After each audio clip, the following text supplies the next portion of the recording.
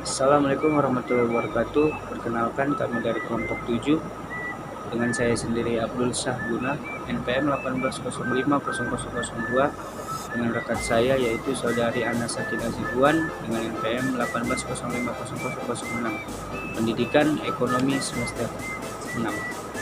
Jadi di sini kami akan membahas tentang apa itu hukum teori utilitarianisme. Baiklah. Di sini teori utilitarianisme yang digagas oleh Jeremy Bentham, juga John Stuart Mill dan Rudolf von Jhering adalah bentuk reaksi terhadap konsepsi hukum alam pada abad ke-18 dan ke-19. Bentham mengecam konsepsi hukum alam karena menganggapnya bahwa hukum alam itu tidak kabur dan tidak tetap. Bentham mengutarakan gerakan periodikal dari yang abstrak, idealis, dan a priori sampai kepada yang konkret, materialis, dan mendasar. Menurut Bentham, tujuan hukum adalah memberikan kemanfaatan dan kebahagiaan terbesar kepada sebanyak-banyaknya warga masyarakat. Jadi di sini menurut Bentham itu hukum memberikan kemanfaatan atau kebahagiaan kepada kita masyarakat dengan sebanyak-banyaknya. Jadi konsepnya meletakkan kemanfaatan sebagian tujuan untuk hukum. Jadi konsep Bentham di sini meletakkan semua konsep dia itu meletakkan semuanya kepada hukum. Ukurannya adalah kebahagiaan yang sebesar-besarnya bagi sebanyak-banyaknya orang. Penilaian baik buruk, adil atau tidaknya hukum ini sangat tergantung apakah hukum mampu memberikan kebahagiaan kepada manusia atau tidak. Jadi hukum ini adil atau tidaknya itu tergantung apakah hukum mampu memberikan kebahagiaan kepada masyarakat.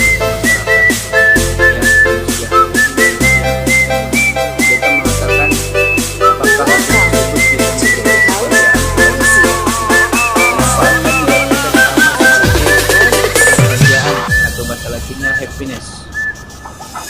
Beberapa pemikiran penting Bentham juga dapat dikatakan seperti yang pertama itu hedonisme kuantitatif, yakni paham yang dianut orang-orang yang mencari kesenangan semata-mata secara kuantitatif, kesenangan bersifat jasmaniah dan berdasarkan peminderaan.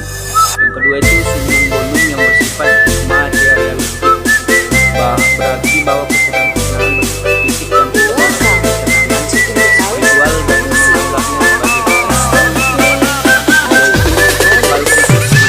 atau hedonistik kalkutus, bahwa kesenangan dapat diukur atau dinilai dengan tujuan untuk mempermudah pilihan yang tepat pada kesenangan.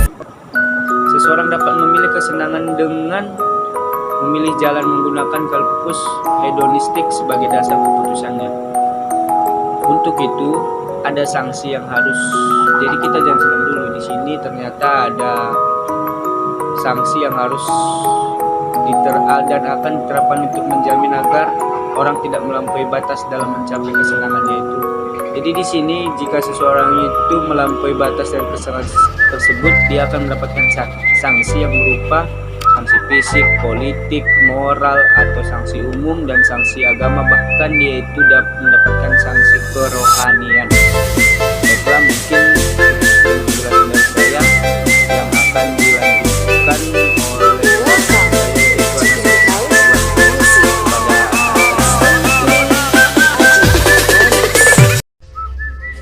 Assalamualaikum warahmatullahi wabarakatuh. Perkenalkan, nama saya Ana Sakinah Zibuan, NPM 18050006, Prodi Pendidikan Ekonomi, mata kuliah Etika Bisnis. Di sini saya akan melanjutkan isi makalah kami, yang judulnya Kasus tentang Etika Utilitarisme.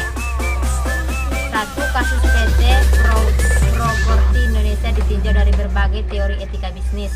1. Teori etika utilitarisme berasal dari bahasa Latin utilis yang berarti bermanfaat. Menurut teori ini, hukum suatu perubahan adalah baik jika membawa manfaat. Tapi manfaat itu harus menyangkut bukan satu orang, melainkan masyarakat sebagai keseluruhan. Berdasarkan teori utilitarisme, PT Berescott Indonesia dalam hal ini sangat bertentangan karena keuntungan yang dapat tidak digunakan untuk mensejahterakan masyarakat sekitar melainkan untuk negara Amerika. Yang kedua, teori hak. Dalam pemikiran moral dewasa ini, barangkali teori hak ini adalah pendekatan yang paling banyak dipakai untuk mengevaluasi baik buruknya suatu perbuatan atau perilaku. Teori hak merupakan suatu aspek dari teori deontologi karena berkaitan dengan kewajiban. Hak dan kewajiban bagaikan dua sisi uang logam yang sama. Hak didasarkan atas martabat manusia dan martabat semua manusia itu sama. Karena itu hak sangat cocok dengan suasana demokrasi. Dalam kasus ini, PT Prespot Indonesia sangat tidak etis di mana kewajiban terdapat para karyawan yang tidak terpenuhi karena gajinya yang diterima tidak layak dibandingkan dengan pekerjaan di negara lain. Bahkan PT Prespot Indonesia merupakan tambang emas dengan kualitas emas terbaik di dunia. A. Analisis. Di atas merupakan artikel mengenai mogoknya karyawan PT Indonesia karena tidak adanya persamaan hak dan kewajiban, di mana penggajian yang dilakukan oleh PT Indonesia. Hal ini dilatar belakangkan karena karyawan PT Prespot Indonesia merasa dicurangi mengenai gaji yang diterima tidak sesuai dengan standar gaji. Contohnya di sini PT Prespot MC Moran, di mana tak sebanding jika dibandingkan dengan PT Prespot lainnya yang beroperasi di luar negeri.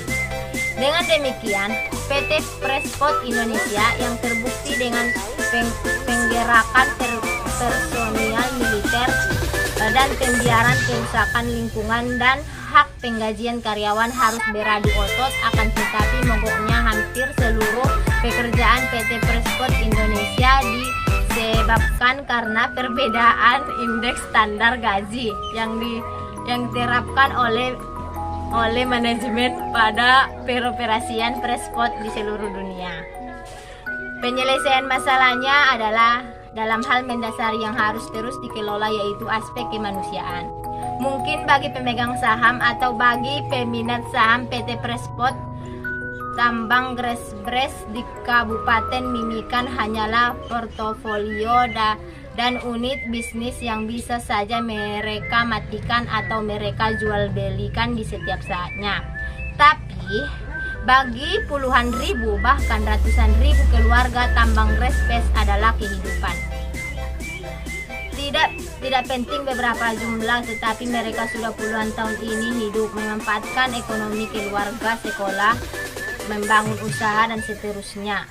Kesimpulan dari isi makalah kami adalah bahwa PT Prespot Indonesia telah melanggar etika bisnis, di mana upaya yang dibayarkan melanggar Undang-Undang Nomor 11 Tahun 1967 tentang ketentuan-ketentuan pokok pertambangan yang sudah diubah dengan Undang-Undang Nomor 4 Tahun 2009 tentang mineral.